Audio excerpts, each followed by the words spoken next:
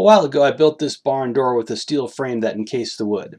Since then I've had a few people ask me how I kept the bottom of the door from swinging around, since most hardware kits come with this T-track. Normally you'd screw the T to the floor and route a slot in the bottom of your door for the T to slide in. Since the base is metal, that's not really an option.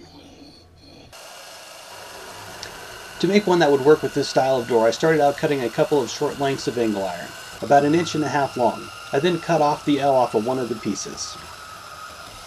I cut a piece of scrap plywood 3/16 wider than the thickness of the door to use as a spacer. I then ground the two pieces of angle iron until they just barely touched. I clamped it to the jig and welded them up, then ground them smooth.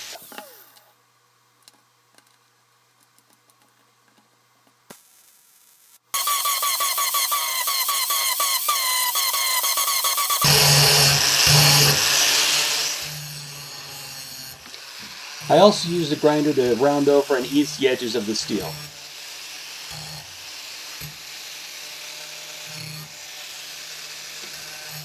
Once I was happy with the shape, I painted it black, then used a little spray adhesive to attach some felt so it wouldn't be steel grinding against steel.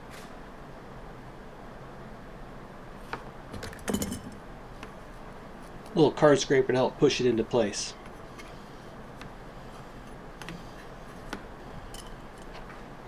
And I came back with a razor knife to clean up the excess.